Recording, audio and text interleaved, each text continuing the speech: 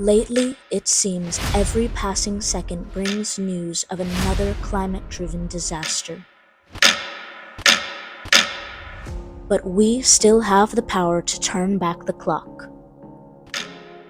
Harnessing the power of collective human energy, today's university students are working together to chart a new future, demanding and creating the solutions for a sustainable climate.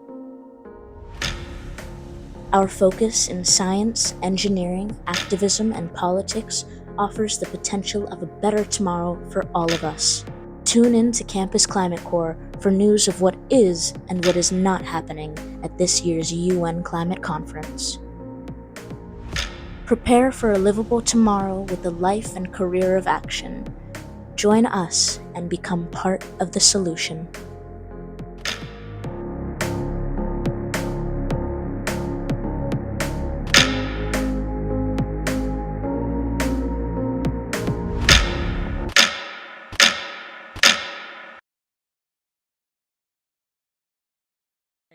Ladies and gentlemen, welcome so much to Campus Climate Corps' Day 5 daily briefing. Really excited to have a few guests on the program today, showcasing all of the activities going on at COP27. We have your best interest at heart. Our folks on the ground in Egypt are out there looking for those interviews, looking for the content that you want to see, making sure that your voice is heard as powerfully as it can at these events. So to all of our university students and everybody watching both live and later today and later this week, welcome to the program. Today, there's a few different headlines that approached us as we're looking for news and on-the-ground activity at COP27. Sisi, the president of Egypt, has come under fire from his own people in Egypt. Some of the folks that were prominent in the Arab Spring in 2011 are the same folks going on hunger strikes here in Egypt today, rebranding some of their massive potential that they had during the Arab Spring to also bring activity and bring attention to the climate crisis. Also, attempts for the US to talk about carbon credits, the selling of carbon credits, the use of carbon credits have come under fire, not just from other folks and delegates at COP27, but also folks from within the United States government as well. Even some of their own folks in the middle of election time are calling out John Kerry and the US presence at COP27 for their ability to, or for their attempts to say that we can just simply sell carbon credits and that's how we're going to buy our way out of the climate crisis. Lots of folks are really taking, pot shots at this, simply saying you can't buy your way out of a climate crisis. The carbon credits are simply a diversion and a greenwashing attempt to stymie actual efforts at trying to remove carbon from the atmosphere. Among other news right now, some of the indigenous folks that might even hear a little bit from Valholly about what she thinks of that, but a lot of indigenous folks are calling out COP27 for ignoring their pleas and attempts to get heard. Also, lots of developing nations at this event are continually calling out COP27 for not showcasing direct discussions about how they are as a nation and as an economy going to industrialize, even amidst the ideas that the current attempts to industrialize will use up a lot of carbon with the lack of technology. That being said, we do have some interesting content today. Esteban's been taking some photos, getting out there into the action. Esteban, I'm going to go ahead and turn it over to you. Tell me what's going on the ground over at COP27 and what are your thoughts and feelings right now? Good evening, everyone. So today we had our first day of the topics laid out by the Egyptian presidency of COP27. We started with Finance Day, and essentially it consists on a series of talks available through the COP27 venue.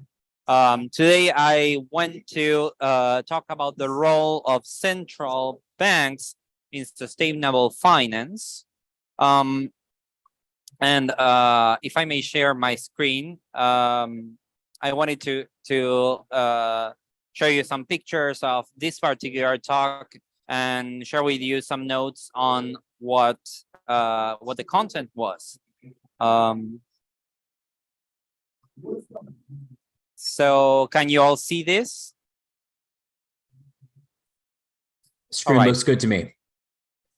So the talk was again about the role of central banks in sustainable finance. They presented the particular issue as a set of and opportunities. It had a variety of speakers. Of course, there was the deputy governor of the Central Bank of Egypt. There was the Monetary Authority of Singapore. There were representatives from JP Morgan, a professor from the University of Luxembourg, among others. In particular, the talk began with the director, the deputy governor of the Central Bank of Egypt, giving a summary of what a central bank could do and what they have done for more sustainable finance. So the first point was essentially start with initiatives for adaptation and mitigation in the banking sector, incentivizing stakeholders, lowering the cost of capital reward. They suggested that central banks can always lead by example with their investments, and they can establish sustainable finance within the institution and create reports of sustainability and the sustainability of their activities with certain regularity. But a more comprehensive view, I think, was that of this man, the Monetary Authority of Singapore. Essentially, he summarized key initiatives that central banks can do. And there was some focus in monitoring risks, in the sense that risks can come in two ways. There are heat waves, droughts, floods, very physical impacts that can have consequences in bank investments, but at the same time, he also connected other types of risks that come from the loss of biodiversity, for example, and that have implications for food, air, and water supply, and that should also be considered among the risks. He expanded on the use of alternative scenarios, and he gave detail on some scenarios they have created within his work, and essentially one of the two main scenarios are that of an orderly transition into a green economy and a disorderly transition. And the IMF is actually using some of these scenarios. Then he went on the basic impacts that central banks can have in macroeconomic policy. He gave detail on that they can give guidance on net zero transitions, essentially regarding investment portfolios and domestic operations. At the same time, one of his final points was that central banks can act as facilitators to bring stakeholders together, and being essentially the origin of public-private partnerships. Essentially, the private side can provide capital, but in the context of a public-private partnership, the private sector would not bring up the capital until there is a better equilibrium between risk and gain, and that's where the public sector can come into the spotlight. Another interesting point was made by the last speaker, which is the professor from the University of Luxembourg, is this man right here. And what he said was considerably different from what the Monetary Authority from Singapore said. He said that, yeah, sure, risk assessments are important in the world of finance, but the focus at the same time cannot be taken away from public goods. And essentially, he summarized that the activity of central banks had to combine public goods approach with an assessment of risk. All of this is to say that it was up to some point somewhat of a technically challenging talk. There were particular terminologies of finance that one may not be completely acquainted with.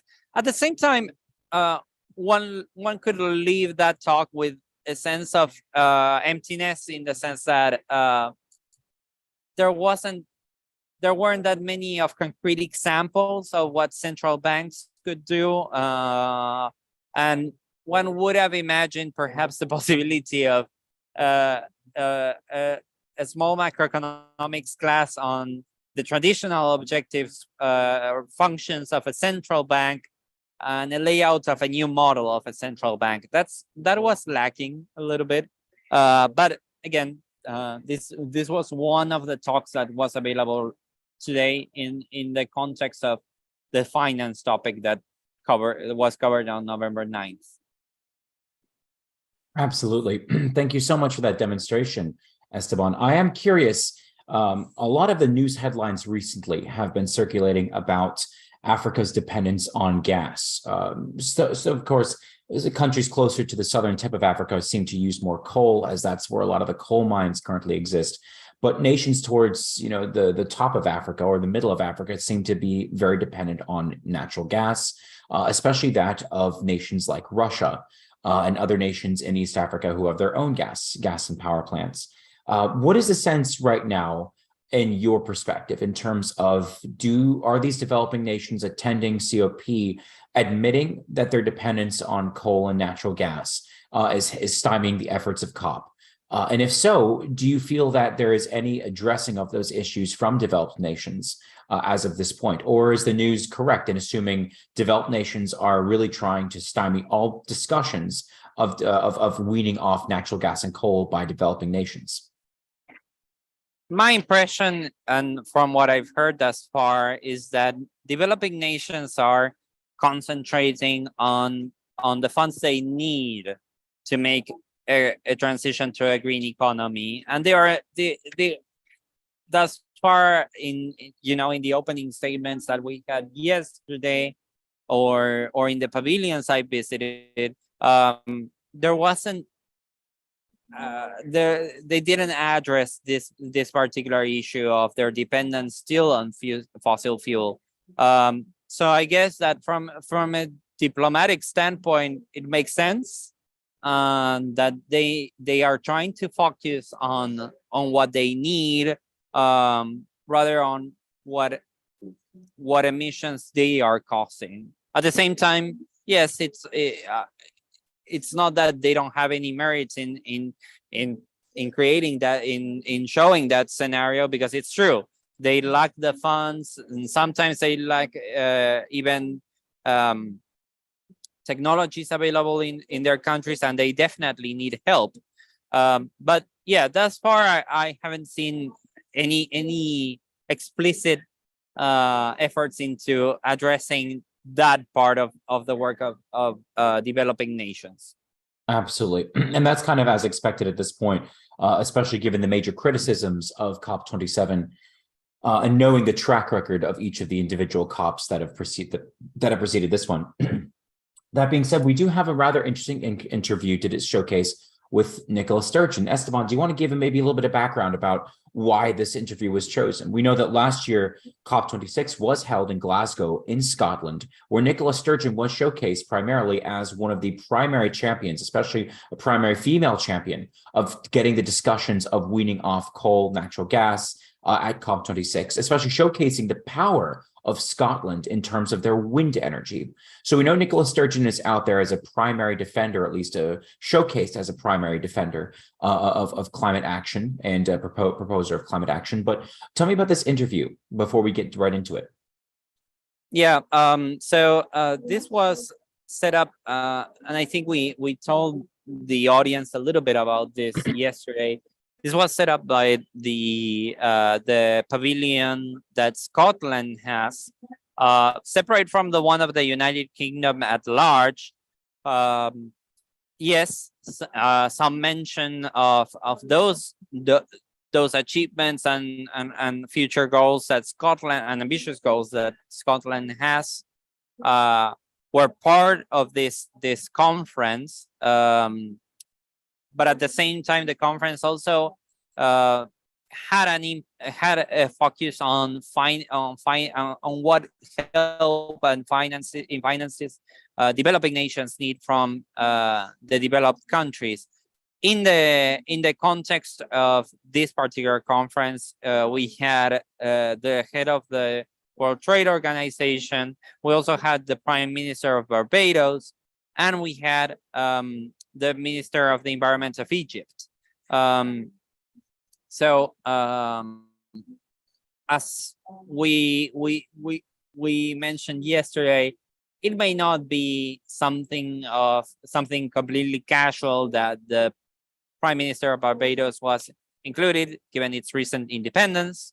And there was also mention of independence on the side of Nicola Sturgeon. So it's not too far-fetched to say that this is one example of the intersections of international geopolitics and some domestic tensions with the issue of climate change. And given that it seems likely that at some point there will be another independence referendum in Scotland again, that provides further support for that thesis. Absolutely. The first segment that we have is the one of the head of the World Trade Organization, and again, what she emphasizes is that one doesn't necessarily think first of trade in the context of climate change, but she does lay out the reasons why we should. And the second part, the second video, has the participation of Nicola Sturgeon, and again, the head of the World Trade Organization. Take a listen.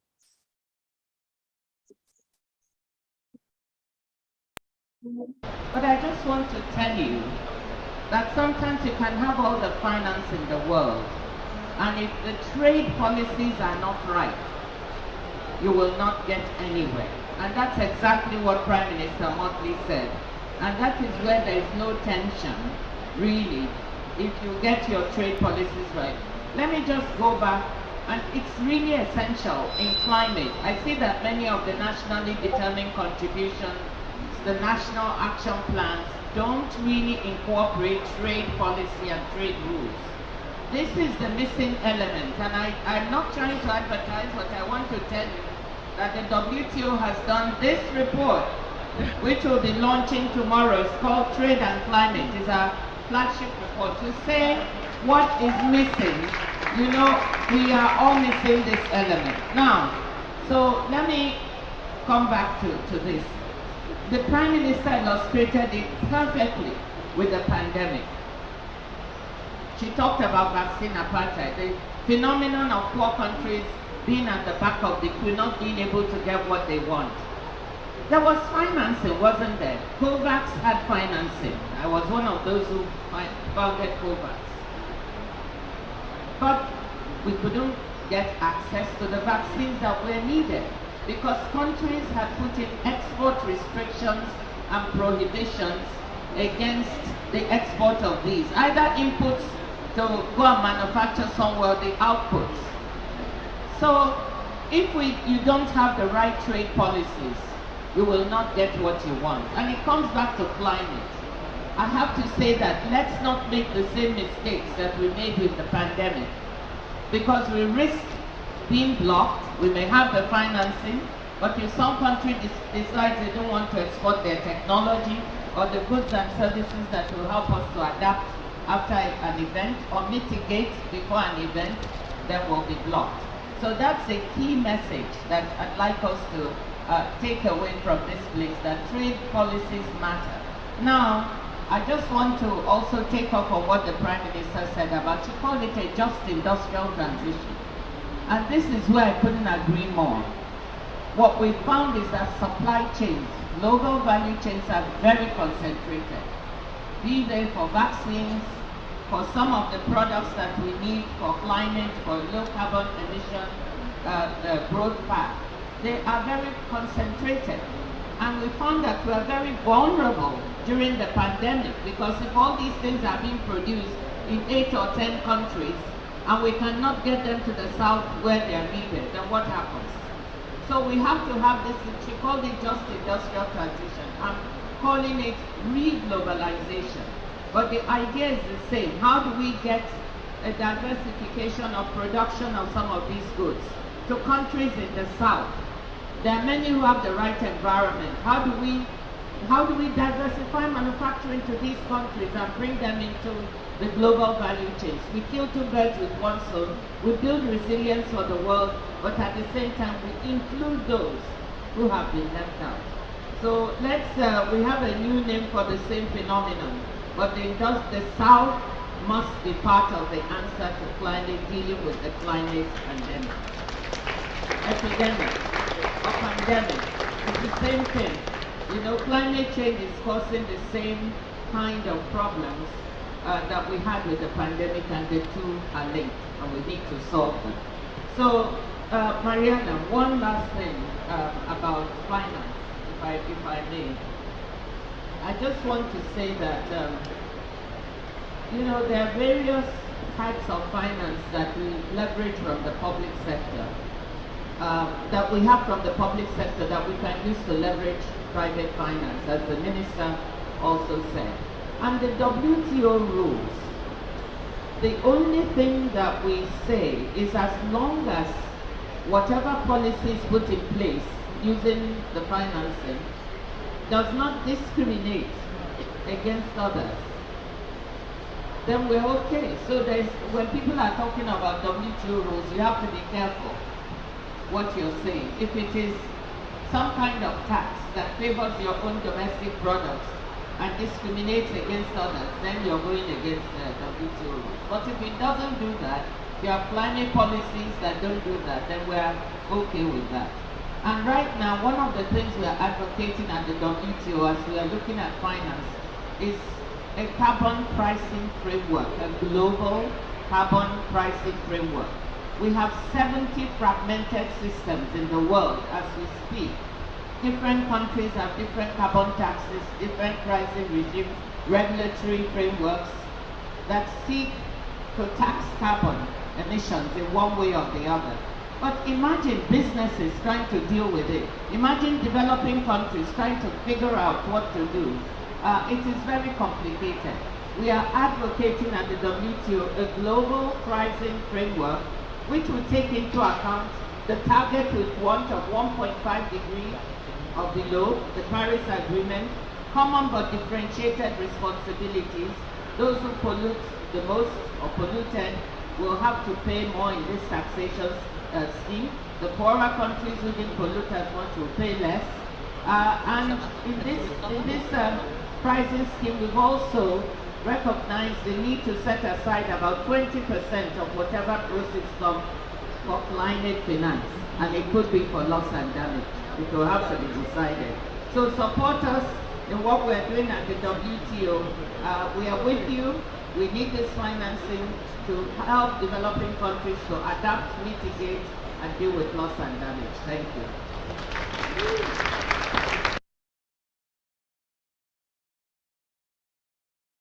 So, well, firstly, before I address that point, I agree so much with the points that have been made by Mia, Hala, and Ngozi.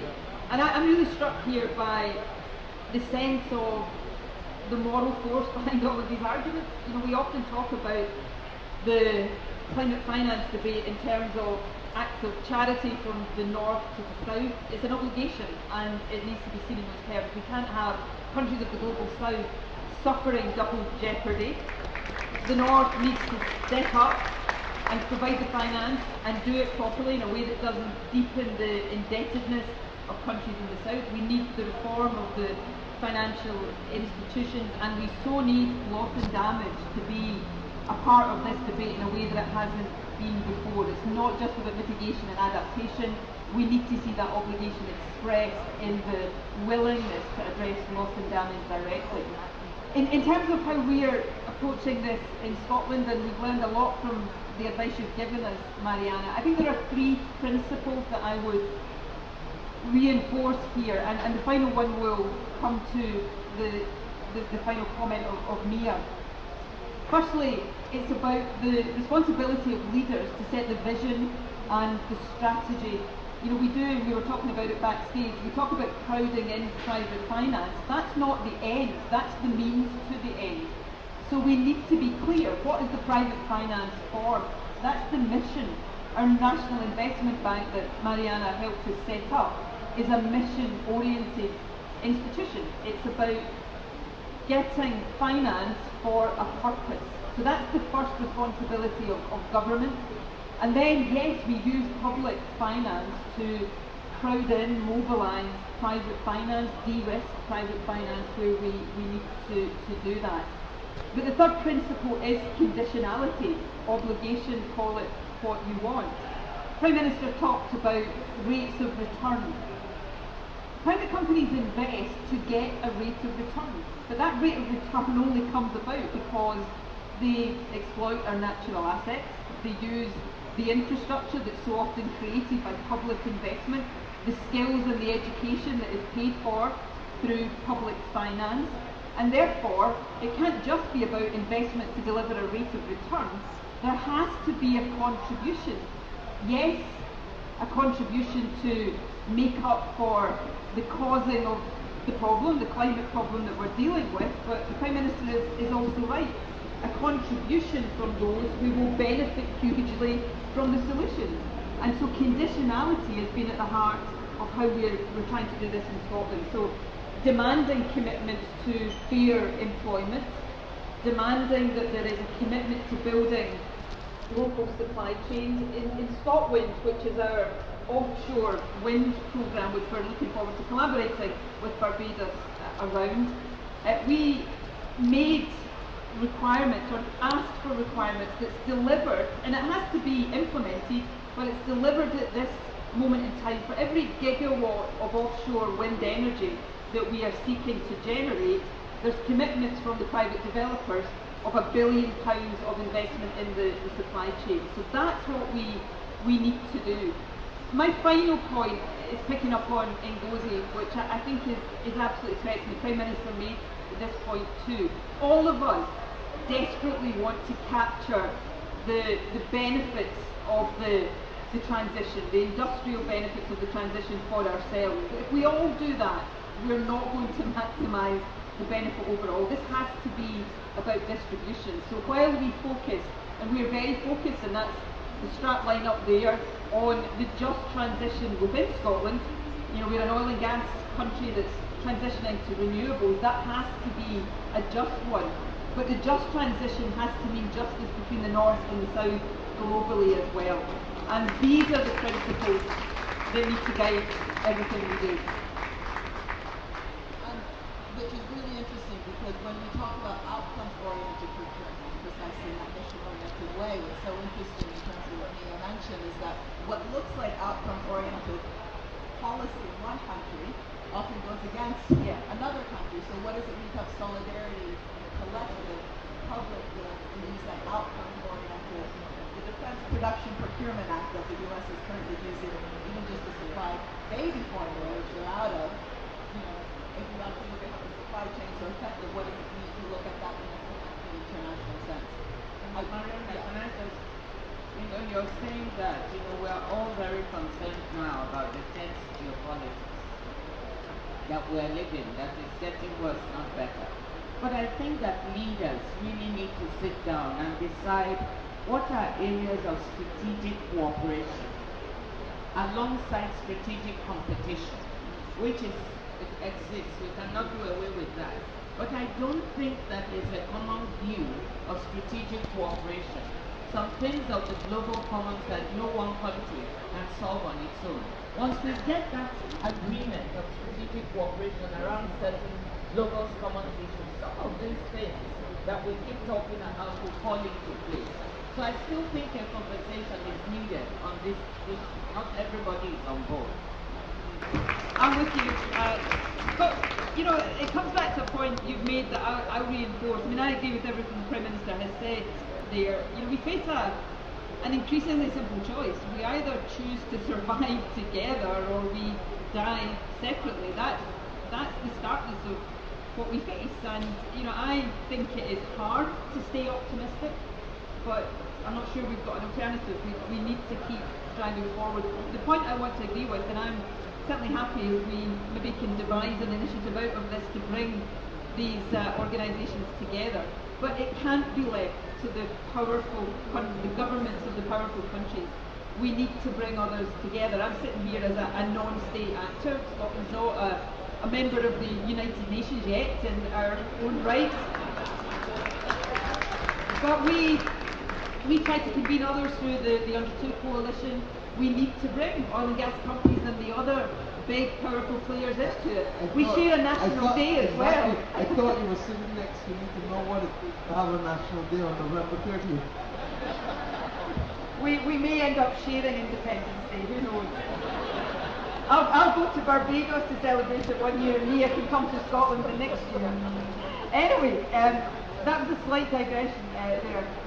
But we need to use the power of everyone that has a part to play here. So that's non-state actors, whether governments like mine, oil and gas companies, others. We have no choice here, so let's try to leave here with a bit of optimism, because the alternative frankly doesn't really bear thinking about.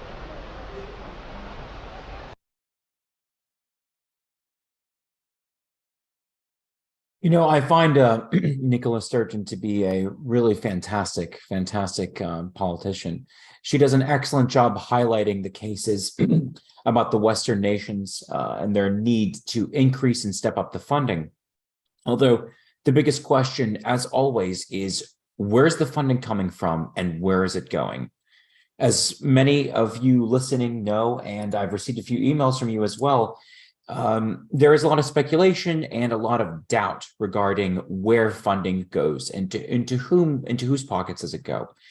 Many developing nations have a track record of money falling into the wrong hands at a very fast-paced rate, especially in some of the especially some of the nations in the global South, which is why the proposals by Nicola Sturgeon with regard to technology, I think, are really crucial about where technology is going and how fast technology is being exported, as fast as how money is being exported as well.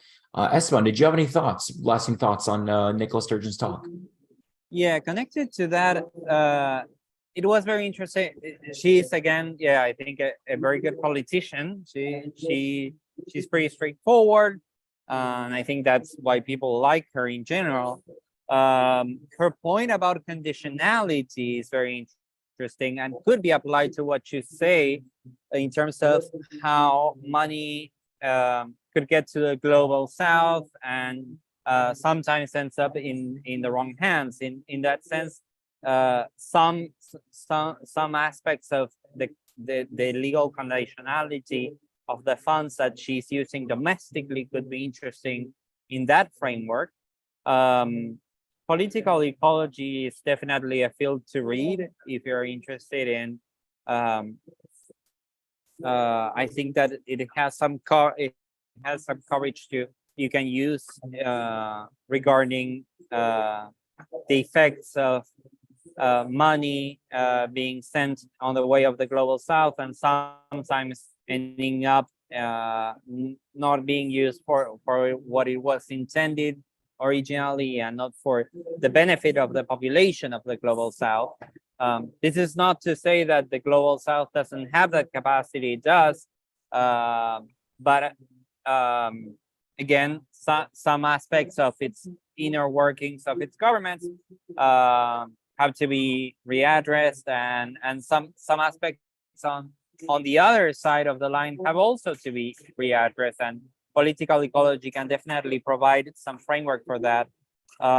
I did again like also the conditionality aspect she talks about in her domestic scenario, because of how the private sector uses public conditionality on the funds given also to the the private sector domestically, in her case, in the process of creating green jobs, for example. The other point that was interesting was that of the head of the WTO about the lack of unified carbon pricing. But it ties also with what we were discussing the other days, that there is also there isn't also a unified carbon accounting system to begin with. So the pricing comes next. First, we have to for sure create a good unified carbon accounting system, and then we can talk about a unified carbon pricing system. But those aspects were very interesting of this conference, and I'm apologizing in advance because the recording was a bit shaky, but this conference was packed. It wasn't. It was in a pavilion. It wasn't a conference set up by the UN itself in a room with a lot of chairs. And it was packed. The other thing I learned was that photographers and reporters are merciless, and they'll scramble for space. So the shakiness that you see is me scrambling for space with real experts in doing that. You know, I remember when I was getting my interview with John Kerry a couple of years ago, and this reporter was absolutely merciless. Here I am, you know, Mike LaPelle right up to John Kerry, and he's giving me an explanation. Reporter just absolutely shoves me aside. I turn around, I'm like, that's not going to happen. Anyway, we just got like a quick phone thing from him. Anyway, Rhonda asks a really good question that we're going to, I think, get to at a later date. Rhonda asked, are there good calculations of each country's contribution over time with regard to carbon emissions, and can liability be assigned based on those numbers? That's a really good question, and I think it will be talked about in a couple of days when we start talking about, you know, more getting more into depth into historical carbon emissions. And it is a multifaceted question, especially when we have companies like Microsoft making commitments and pledges that they intend to account for every molecule of carbon that they have secreted since 1980 in their founding.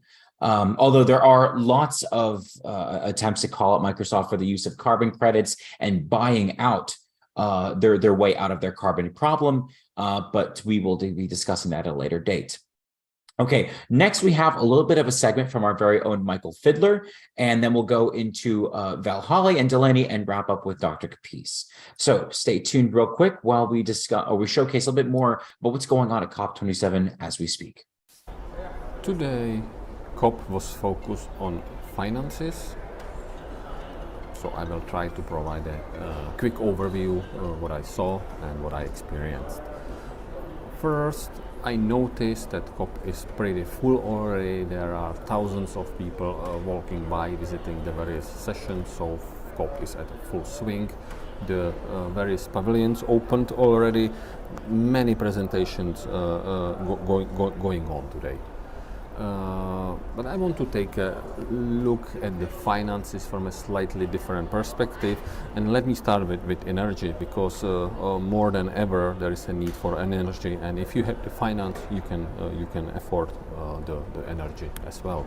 And COP definitely can afford its energy because there are these huge AC units producing the cool air all the time.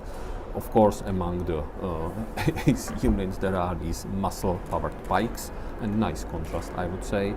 And I spent quite a bit of amount of time in this media center on the left-hand side, and it's freezing cold there, and just behind the window there is a hot desert. The contrast cannot be any sharper. So I spent in the media center 15-20 minutes and need to go outside to warm up, although I have 2 sweaters on. So out of curiosity I went just to see how the AC looks like, how it is powered. Talked to this engineer, he was just showing me some electrical stuff, so you get a view how some of the how COP gets powered. Now, I'm sure that in many of the sessions there was discussed the issue of providing direct financial support. But let me give you a small example why I don't think it is the right approach. There are these free bikes in town along the main road, and all you need to do is download an application, get a scan, and then you get the free bike. The bike is probably worth $100. Getting a SIM card is probably worth $5. So I've seen many of the local kids already figuring this out and fighting for getting the bike. These two kids actually got in a real fight. Another example of having and not having money would be, say, housing for the delegates. You can afford it, you live in a place like that. You can't, you probably head for a youth hostel. So I was just curious how the youth hostel in Sharm el-Sheikh looks like, and this would be the side entrance to the youth hostel, and this would be the backyard. I really didn't want to stay here, and it's not that I would be searching for a place like that in the backyard. The trash was just everywhere. In this specific town, simply finance has an extreme power. You have the money, then you can walk around and buy all kind of perfumes and spices and souvenirs and so on. It's all nicely and neatly arranged, and then you can spend a romantic evening on a beach, or spend the whole day on a beach, and in the evening take images like that, being glad that you are here and having a nice time, because the town, I mean the beach it's very nice. But then you go to town and you just walk behind the resort walls. You see the old town, and then you get to the area where the local people live, and it's how it looks like. This is not an arranged photo. This is not that I would have to search for that somewhere in backyards. I simply just walked to the old town, went behind the last house on the street, and these are the images taken there. This is nothing that I would arrange or really search for that. This is how it looks like. I went up the hill. On the horizon you see the ocean, then you see the old town or the souk, and then that's what you get at the edge of town, and it's everywhere on each side. So here I was just crawling deep up to my knees to get on top of the hill. I couldn't almost get down from the hill because the trash was just everywhere. I cannot tell. I wouldn't say that it's all fault of the local people. The tourists have their fair share as well. So just a last image from this series, I believe. This is a girl, a small girl on a hair sort of a balcony, a local girl. That's where she lives. Then I climbed the hill, spent there, waited for the sunset, and was just thinking about all these issues. So I recommend that you do the same. Final images from today. One of the main sponsors of this COP is Coca-Cola. They were giving some free drinks today, and there was a huge interest in them. People were saying, "Can I have 2 or can I have 3?" And the 200 bottles I saw there were gone within 2 or 3 minutes. This is how the area where the free drinks were available looked like after 2-3 minutes. I guess you get my point. So with being this said, this would be all from me today.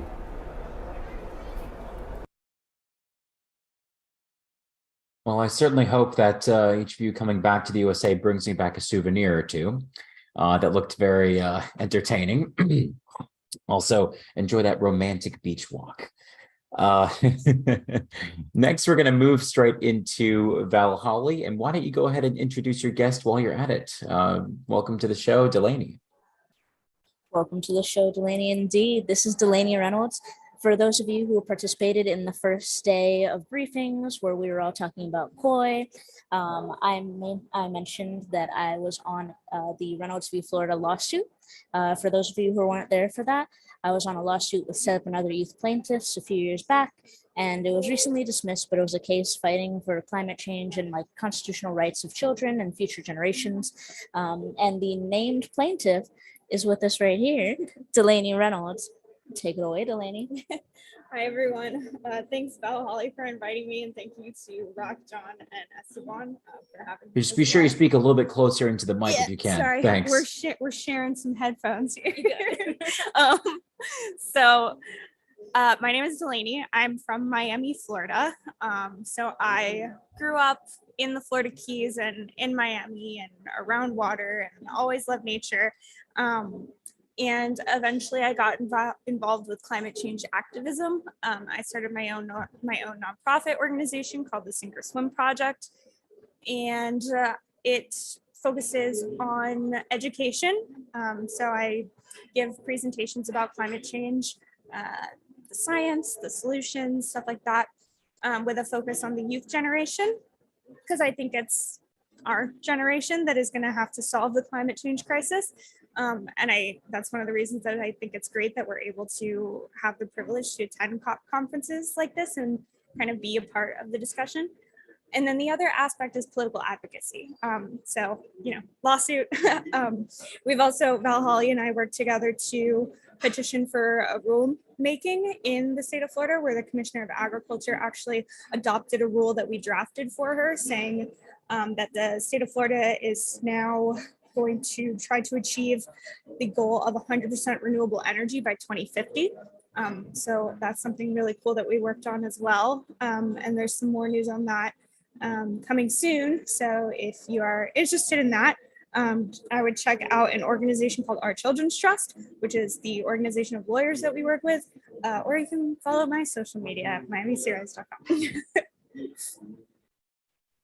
Wonderful. Thank you so much. Welcome to the program. If anyone wants to check out My Children's Trust, Delaney, why don't you go ahead and send me those details, and I'd be glad to pass them on to our listeners. Okay, Dr. Capece, it is now time for us to talk a little bit more about what you have been seeing over in COP27. How has it been going on your end? Well, finance has been a big issue for us in our participation in COP27. Our entire group has experienced some of the trials and tribulations of, let's say, investment in a developing economy. Investment is often predicated on contracts and meeting expectations, but it's also predicated on supply and demand.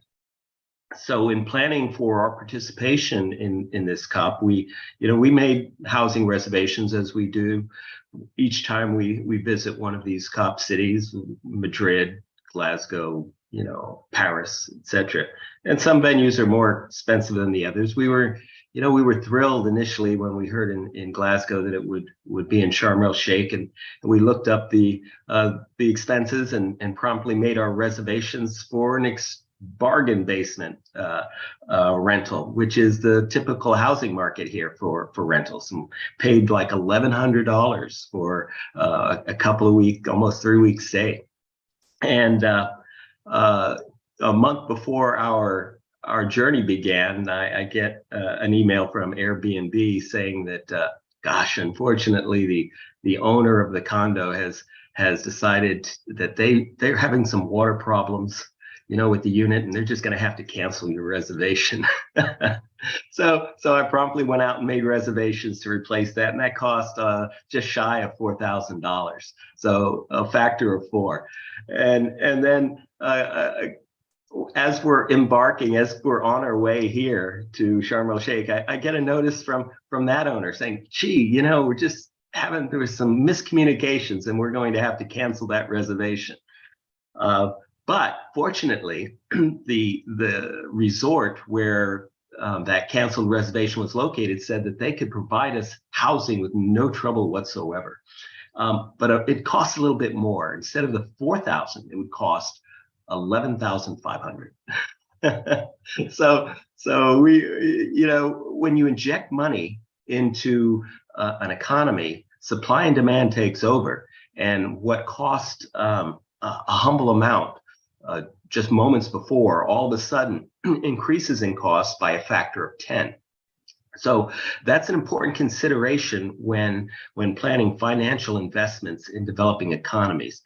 And as the video pointed out, the key issue is, what are you getting for that investment? And it's not always clear what you're getting. And we need to keep in mind that this speaks to what we've been focusing on all along within Campus Climate Corps, which is the metrics. Developing accurate and dependable ways of measuring productivity towards addressing this climate crisis. So finance, as the speakers pointed out, they need to make sure that they are achieving the metrics. Now, when it comes to the private sector, finance is simply a tool for generating returns on investment. And they're looking for cash. They're looking for financial returns. But it's that mentality, it's that economic approach that got us into this mess to begin with. So we could just be perpetuating the system unless we make some fundamental alterations to the criteria and the metrics associated with the decisions on the financial investments. Now, a government is different. A government will have a different expectations as far as what it constitutes return on investment. When a country is embroiled in a war and they begin to invest massive amounts of their national wealth in winning that war, their objective is not to make a profit necessarily, but to just survive that war and come out as a viable entity at the other end. So whereas we're making decisions on investment right now that are more akin to traditional investments with financial return on investment, cash returns, once the climate crisis really kicks into gear, there's going to be a shift over towards the government perspective on emergency investment and what return needs to be achieved there. Now, another thing that we have to keep in mind is when we're making investments, when you set up new categories, new incentives for entrepreneurs in a nation, often they don't necessarily change what they're doing. They just simply change how they describe it.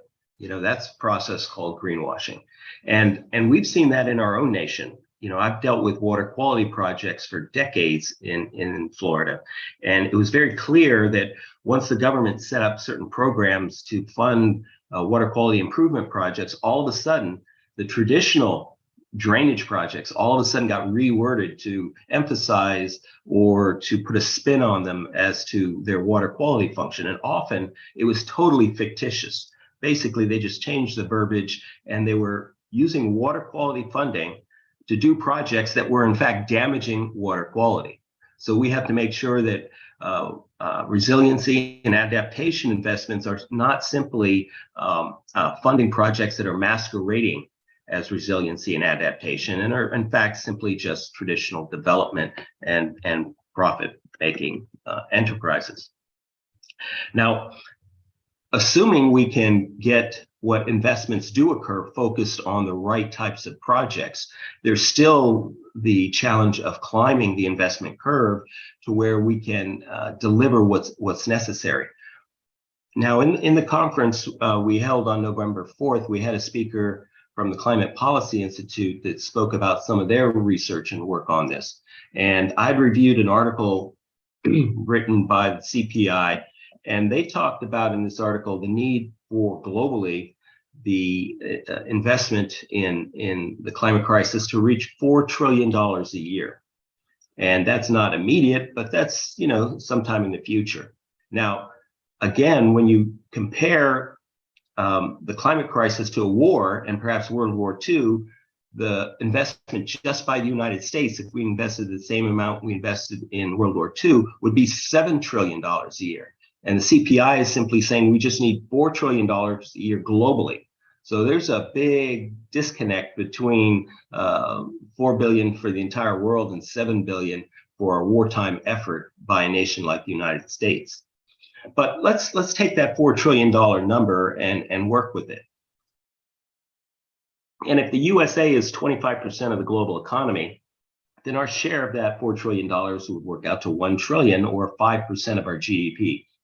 Now, on the military, our traditional number is on the order of 2 to 4% invested in the military. So we're talking about an operation in the United States of total financial investment exceeding that of our current military budget. But we're a long way from doing that. So how do we get from where we're at to where we want to be, and where are we, in fact, globally? Now, CPI also broke down the current spending, which they put at about $632 billion a year globally on climate. And they estimate that about half of that, about 321 billion, was coming from public sector or governments, and that 256 was coming from corporations, banks, and other investors, and 55 billion was coming from households.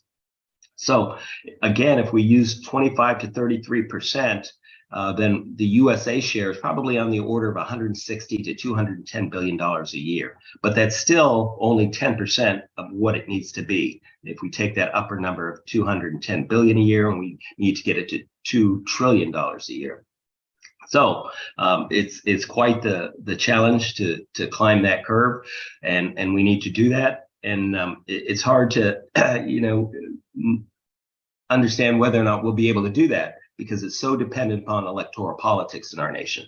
And we just had an important election yesterday, and in Florida, it was a resounding victory for the Republicans, basically a 60-40 election at the gubernatorial level. And that's an amazing margin for a state like Florida, which in past years has decided these by tenths of percents or single percentage points.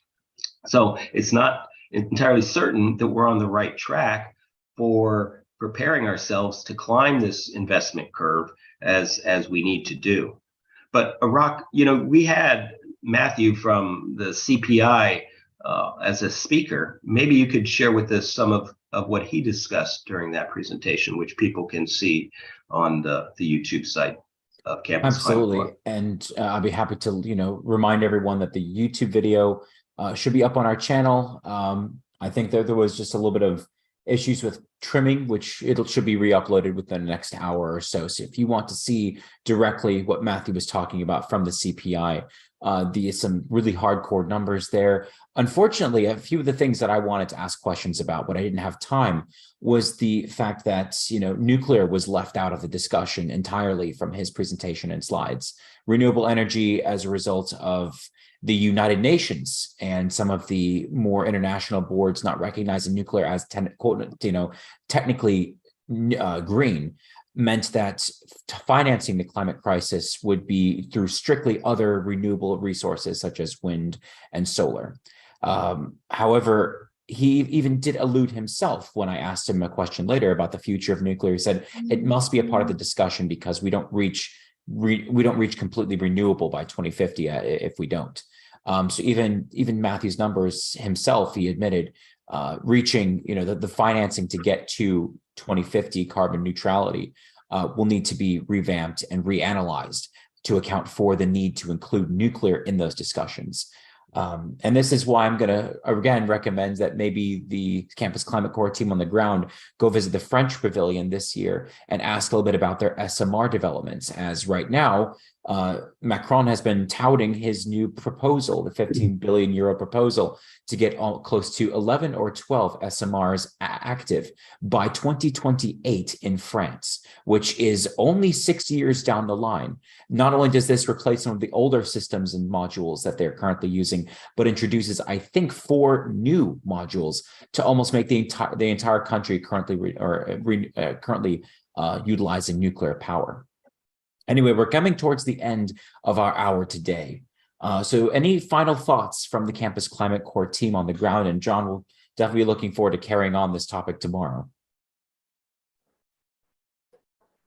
Yeah, I just want to say we're going to have Delaney back on Friday, and that'll be right after the Youth and Future Generations Day tomorrow. So I know all the people on the ground are going to try and make sure that we get some opinions from the Egyptian youth. And, I will definitely be here trying to see what people are actually thinking of. But I'm excited to have her back so she can talk a little bit more about Finance Day, what she's doing here, and of course, have a little bit more insight on the youth and what's up with us. Thanks. Absolutely. Looking forward to having her back on Friday. Esteban, John, any final thoughts before we close off today? Not yet success, but I'm working on trying to get the French Pavilion and an interview there. It will be interesting. I'm also looking to obtain some material from the German Pavilion because, as you may know, they've halted the closure of their nuclear facilities given the energy crisis. And who knows what could happen in the future given the current scenario. Absolutely. Yeah, there are two pavilions this year on nuclear. The Nuclear for Climate, the smaller one, typically with the younger professionals, and then this year a new one. The IAEA has a pavilion. Wonderful. Like Has Valholly's having a Sebastian good been time around? there. Have you seen him, run into him again? I have not. Okay, I think he is attending this year. He sent me a message that he'd be willing to talk or give us an interview at any time. So I'll pass along his regards. Okay, everybody, thank you so much for attending today's Campus Climate Corps Day 5 briefing. We're really glad to have you all here. As a reminder, you can reach out to any of our social media handles or send me an email. So happy to go over any topics that you would like to see discussed at COP27 during our daily briefings. In the meantime, thank you everyone for tuning in today. I think we got a good discussion on climate finance, heard some great interviews by Nicola Sturgeon, and of course talked about finance again with Dr. Capece towards the very end. Stay tuned tomorrow as we go into even greater and more fun topics. But remember, as a reminder, if you want to reach out to us and suggest to us what topics you'd like us to discuss, please feel free to do so. Until tomorrow, this has been Campus Climate Corps signing off from Sharm el-Sheikh, Egypt.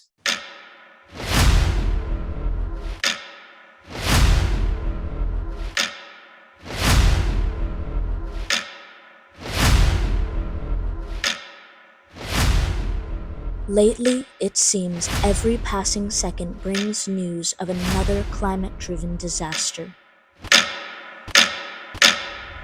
But we still have the power to turn back the clock.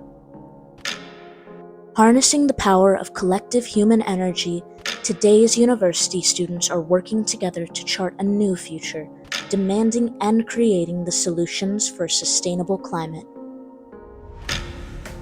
Our focus in science, engineering, activism, and politics offers the potential of a better tomorrow for all of us.